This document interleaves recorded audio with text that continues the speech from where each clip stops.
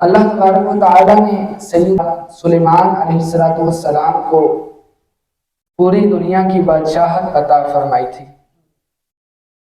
پوری دنیا کی سلطنت، حتیٰ کہ آپ کی حکومت صرف انسانوں پر نہیں بلکہ حیوانات، چرند پرند، بلکہ جنوں پر بھی آپ کی حکومت تھی۔ تو سلیمان علیہ السلام کے دور میں انسان اور جن گویا کے مل کر کام کیا کرتے تھے۔ جن انسانوں کے سامنے کام کرتے، عمارتیں بناتے، نہریں کھودتے، بڑے بڑے کام کیا کرتے تھے۔ حتیٰ کہ جب انسان جنوں کو دیکھتے کہ یہ اتنے عجیب عجیب کرتب کر رہے ہیں، عجیب عجیب کام کر رہے ہیں، ان کے اندر یہ طاقت کیسے آ گئی ہے، تو اب وہ ایک دوسرے کو دیکھتے تھے، ایک دوسرے سے ملتے بھی تھے۔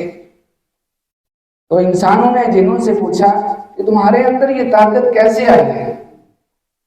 تو جن یہ بڑی شریر مخلوق ہے، یہ آگ سے بنی ہوئی مخلوق ہے، اور شیطان بھی آگ سے ہے، تو یہ ان کے اندر برائی زیادہ ہوتی ہے۔ تو انہوں نے کہا کہ ہمارے پاس کچھ منتر ہیں جو ہم پڑھتے ہیں، جن کی وجہ سے ہمارے اندر یہ طاقت آ جاتی ہے۔ اب انسانوں نے کہا کہ ہمیں بھی وہ منتر سکھا دو کہ ہم بھی پڑھیں، تو ہم بھی یہ عجیب عجیب کام منٹوں میں کر لیا کریں۔ اب جنہوں نے وہ منتر بتائے وہ حقیقت میں منتر نہیں تھے، بلکہ وہ تو کفریہ جملے تھے کہ جن کو پڑھنے سے بندہ اللہ کے وجود کا انکار کرتا ہے، جن کو پڑھنے سے آدمی طرح طرح کی کفر کر جاتا ہے۔ اب جب ایسے جملے جنہوں نے بتائے انسانوں کو، جب انسان ان منتروں کو پڑھتے تو وہی جن غائب ہو کر چھپ کر اس انسان کے وہ کام کر دیتے، اور انسان سمجھتا کہ یہ کام اس منتر کی وجہ سے ہوا ہے۔ تو یوں ہر طرف یہ عام ہو گیا، لوگ منتر پڑھنے لگے، منتر سیکھنے لگے، اور اس کے ذریعے طرح طرح کے کرتب دکھانے لگے۔ حقیقت میں یہ تھا کہ جس نے بھی منتر پڑھا ہے، اب جن غائب ہو کر وہ کام کر دے گا، اب وہ منتر پڑھنے والا سمجھے گا کہ یہ میرے اس منتر کی وجہ سے ہوا۔ تو یوں لوگ منتر سیکھتے رہے، پڑھتے رہے، اتنا عروج پہ ہو گیا کہ جن لوگوں نے اس منتر کو سیکھا تھا انہوں نے وہ لکھنے شروع کر دیے، منتروں کی کتابیں بن گئی۔ اب جب سلیمان علیہ السلام کو پتہ چلا کہ یہ اتنی برائی پھیل گئی ہے، یعنی منتر تو ان میں کفریہ جملے تھے، اللہ کے وجود کا انکار ہے، طرح طرح کے کفر ہیں، سلیمان علیہ السلام کو پتہ چلا تو آپ نے اپنے وزیر آصف بن برقیہ کو حکم دیا کہ انسانوں اور جنوں کی ملاقات پر پابندی لگائی جائے، اور جتنے بھی منتروں کی کتابیں ہیں سب کو اکٹھا کیا جائے۔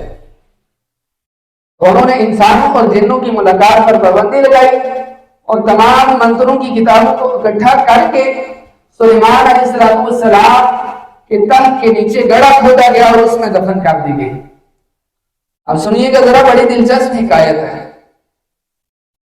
اب وقت گزرتا گیا، سلیمان علیہ السلام نے جب دنیا سے پردہ فرمایا، آپ اس دنیا سے رخصت ہو گئے، تو اس کے بعد وہ جتنے بھی شریر جنات تھے وہ حرکت میں آ گئے۔ شیطان انسان کے پاس انسانی شکل میں آیا اور کہنے لگا تم جانتے ہو کہ یہ سلیمان علیہ السلام کے پاس اتنی طاقت کیسے آ گئی تھی؟ کیا آپ انسانوں پر تو حکومت کر ہی رہے تھے، آپ کی جنوں پر بھی حکومت ہے، حیوانات پر بھی حکومت ہے۔ تو اس نے کہا کہ تمہیں معلوم ہے یہ اتنی طاقت ان کے پاس کیسے آئی؟ اور پھر خود ہی کہنے لگا کہ سلیمان علیہ السلام کے تخت کے نیچے کچھ کتابیں ہیں، منتروں کی کتابیں ہیں، ان کی وجہ سے سلیمان علیہ السلام کے پاس اتنی طاقت تھی۔ یعنی شیطان انسان کو ایک مرتبہ پھر گمراہ کرنے کے لیے کہہ رہا ہے۔ اب ان لوگوں نے وہ تو لعنت کے پیچھے دوڑ پڑے، سلیمان علیہ السلام کے تخت کے نیچے کی جگہ کھودی، وہاں سے کتابیں نکالی، اور پھر وہی منتر پڑھنے کا رواج شروع ہو گیا، اور وہاں سے ان لوگوں نے منتر پڑھنا، جادو کرنا شروع کر دیا۔ حتیٰ کہ جب ان لوگوں کو پتہ چلا کہ سلیمان علیہ السلام کے تخت کے نیچے یہ کتابیں تھیں، اور شیطان نے انہیں بتایا کہ اس کی وجہ سے آپ کے پاس اتنی طاقت تھی، تو ان لوگوں نے سمجھا کہ سلیمان علیہ السلام نبی نہیں تھے، معاذ اللہ جادوگر تھے۔ اور نبی پاک علیہ السلام کے زمانے تک وہ لوگ، ان لوگوں میں یہی مشہور رہا کہ سلیمان علیہ السلام معاذ اللہ جادوگر تھے۔ اور پھر نبی پاک علیہ السلام دنیا میں تشریف لائے، آپ نے اسلامی تعلیمات کی دعوت دی، اور حضور علیہ السلام نے لوگوں کو بتایا کہ سلیمان علیہ السلام جادوگر نہیں تھے، بلکہ اللہ کے برگزیدہ پیغمبر تھے، اللہ کے نبی تھے۔ تو وہاں سے جادو کی ابتدا ہوئی۔ قرآن پاک میں اللہ تبارک و تعالیٰ نے اس واقعے کو بڑے تفصیل سے ذکر کیا ہے۔ فرمایا کہ وَاتَّبَعُوا مَا تَتْلُو الشَّيَاطِينُ عَلَىٰ مُلْكِ سُلَيْمَانَ، سلیمان علیہ السلام کی حکومت کے دور میں ان لوگوں نے شیطان کی پیروی کی، شیطانی منتروں کی پیروی کی۔ اب نبی پاک علیہ السلام نے لوگوں کو بتایا وَمَا كَفَرَ سُلَيْمَانُ، سلیمان علیہ السلام کافر نہیں تھے، وَلَٰكِنَّ الشَّيَاطِينَ كَفَرُوا، لیکن شیاطین جو جن تھے، شیاطین وہ کافر تھے، يُعَلِّمُونَ النَّاسَ السِّحْرَ، کہ وہ لوگوں کو جادو سکھایا کرتے تھے۔ سیدہ عائشہ صدیقہ رضی اللہ تعالیٰ عنہ بیان کرتی ہیں کہ ایک بوڑھی عورت حضور علیہ السلام کو تلاش کرتے ہوئے میرے پاس آئی، فرماتی ہے کہ اس کی حالت بہت بری تھی، وہ رو رہی تھی، پیٹ رہی تھی، اور کہہ رہی تھی میں ہلاک ہو جاؤں گی۔ اور حضور علیہ السلام کا پوچھ رہی تھی کہ مجھے بتاؤ حضور کہاں ہیں؟ تو عائشہ صدیقہ رضی اللہ تعالیٰ عنہ فرماتی ہیں میں نے اس سے پوچھا کہ کیا وجہ ہے، تمہارا مسئلہ کیا ہے؟ حضور تو بندہ فرما گے، مجھے اپنا مسئلہ بتاؤ۔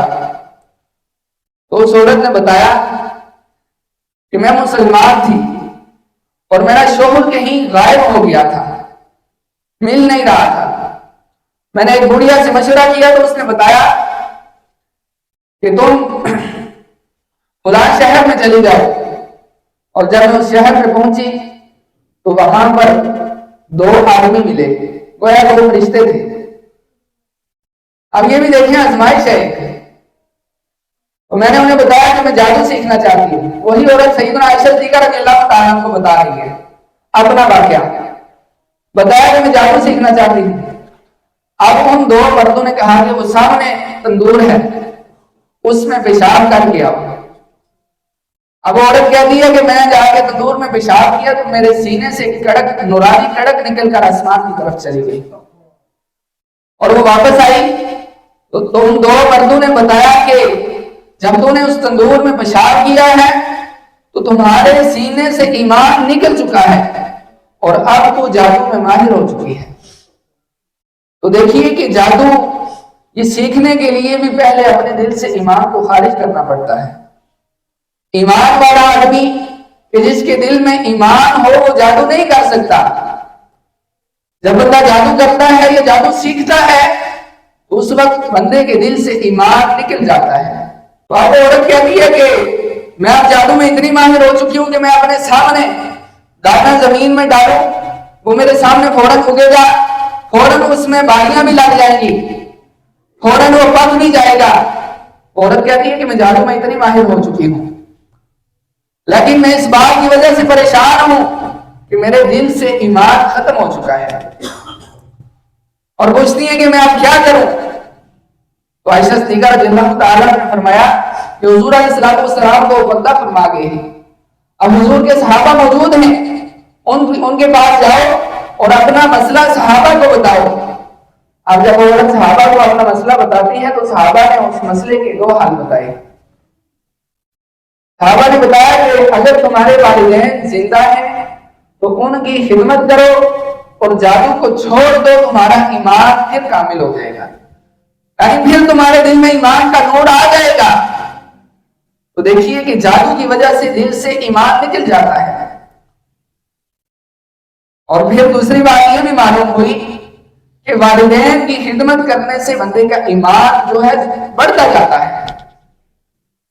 تو اس روایت سے والدین کی اہمیت بھی واضح ہوتی ہے کہ والدین کی خدمت صرف یہ حق نہیں بلکہ یہ ایمان کے بڑھنے کا ذریعہ بھی ہے۔ تو نبی پاک صلی اللہ تعالی علیہ وسلم نے जादू की मजम्मत में बेशुमार अहादीस मुबारक इरशाद फरमाई और उनमें से एक दो हदीस बयान करता हूँ। दूसरी हदीस में फरमाया कि अल्लाह तबारक व तआला क़यामत के दिन 3 आदमियों की तरफ नजर रहमत नहीं फरमाएगा। अब वो 3 आदमी कौन से हैं? नंबर 1 यतीम का माल खाने वाला, नंबर 2 जादू करने वाला और नंबर 3 धोखेबाज।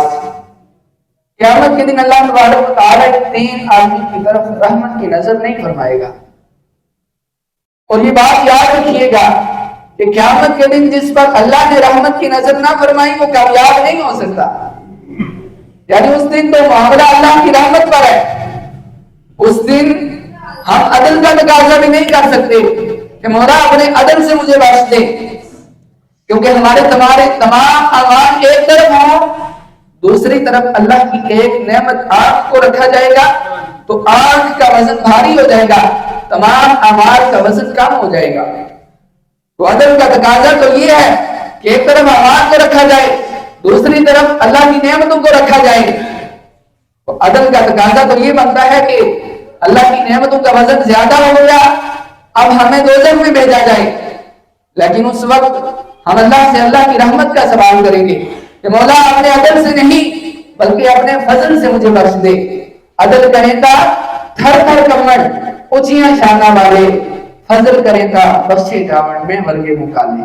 उस वक्त हम अल्लाह से अल्लाह की रहमत का सवाल करते होंगे। और हुजूर ने फरमाया कि 3 शख्सों पर अल्लाह रहमत की नजर नहीं फरमाएगा। तो इन 3 कामों से हमें हमेशा बचना चाहिए कि यतीम का माल खाने से बचें, धोखेबाजी से बचें, किसी भी काम में धोखा ना दें, और जादू इससे तो हमेशा महफूज रहना चाहिए। ये तो बंदे को मुसलमान ही नहीं रहने देता। जो शख्स जादू करता है वो नापाकी की हालत में होता है और तरह तरह की कुफरिया मंदिर पढ़ के फिर जादू करता है, उसके दिल से तो ईमान निकल चुका। और जो शख्स उस जादू को हक मानता होगा, हलाल समझता होगा, वो भी इसी जुमरे में आएगा। आइए अब इसे बात सुनिए। तब ये बात सल्लल्लाहु अलैहि वसल्लम ने फरमाया कि 3 लोग जन्नत में दाखिल नहीं होंगे। और उनमें से पहला कौन है? शराब का आदी। दूसरा है कत्ए रहमी करने वाला, यानी रिश्तेदारी तोड़ने वाला आदमी, ये भी जन्नत में दाखिल नहीं होगा। और तीसरा है जादू को हलाल समझने वाला। जादू करने वाला है ही बहुत बुराई में, उसके दिल से तो ईमान निकल चुका। फरमाया कि जो जादू को हलाल समझेगा वो भी जन्नत में दाखिल नहीं होगा। तो आज हमारे मुआशरे में जादू और इस तरह के करतब बहुत दिखाए जाते हैं, और लोग जब जाहिरी असबाब से किसी के साथ मुकाबला ना कर सके तो जादू की राह लेते हैं, किसी को अजियत पहुंचाने के लिए, किसी को नुकसान पहुंचाने के लिए। तो याद रखिएगा कि जादू करने वाला तो है ही फारिग, ईमान से निकल चुका, लेकिन जो शख्स जादू करवाने के लिए उसके पास जाए वो इसको सही समझ कर जाएगा। तो गोया कि वो भी इसी जुमरे में आता है। तो कभी ऐसे काम की तरफ कदम नहीं उठाना चाहिए कि हम किसी पर जादू करवाएं, किसी को इस तरह तकलीफ में, अजियत में, आजमाइश में मुब्तला करें। ये एक मोमिन को तकलीफ देना है और बंदे के दिल से ईमान निकल जाता है।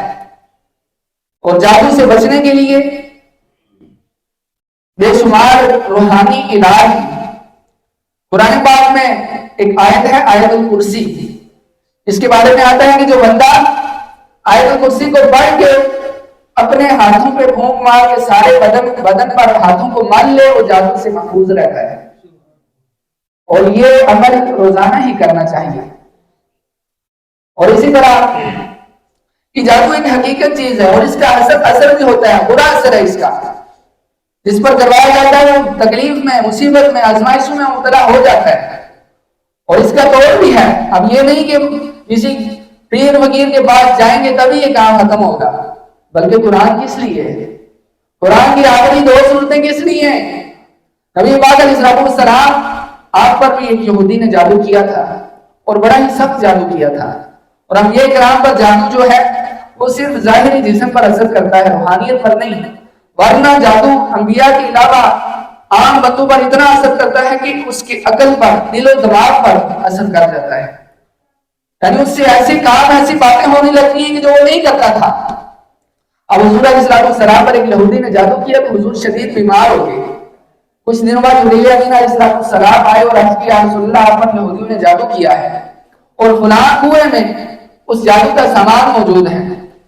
نبی پاک علیہ السلام نے حضرت علی کرم اللہ تعالیٰ وجہ الکریم کو بھیجا، آپ نے جا کے کنویں کا تمام پانی نکالا اور پھر کنویں کے نیچے سے ایک پتھر کے نیچے ایک موم تھا، اب اس میں 11 سوئیاں ڈالی ہوئی تھی۔ اب جب وہ سامان لے کے حضرت علی نبی پاک علیہ السلام کی بارگاہ میں حاضر ہوئے تو اس وقت اللہ تبارک و تعالیٰ نے سورہ فلق اور سورہ ناس کو نازل فرمایا۔ ان دو سورتوں کی 11 آیتیں ہیں۔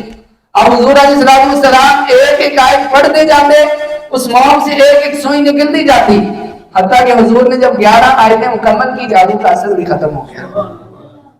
تو یہ سورہ فلق اور سورہ ناس گویا کہ یہ جادو کے توڑ کے لیے ہی اتاری گئی ہیں، تو ان کا بھی ہم ہمیشہ اپنا ورد رکھیں، صبح و شام ان کو پڑھتے رہیں، آیت الکرسی کو پڑھتے رہیں۔ یہ قرآن شفا ہے، وَنُنَزِّلُ مِنَ الْقُرْآنِ مَا هُوَ شِفَاءٌ وَرَحْمَةٌ، یعنی جو قرآن میں نازل کیا گیا یہ تمہارے لیے شفا ہے، رحمت ہے۔ ہم اس بات کو سمجھتے نہیں ہیں، ادھر ادھر گھومنا شروع ہو گئے، علاج کروانا شروع ہو گئے۔ قرآن میں غور کریں تو قرآن ہی علاج ہے، قرآن ہی شفا ہے۔ اللہ تبارک و تعالی ہم سب کو جادو کروانے، جادو جیسی برائی سے ہمیشہ محفوظ رکھے۔ اللہ تبارک و تعالی ہم سب کی حفاظت فرمائے، آمین۔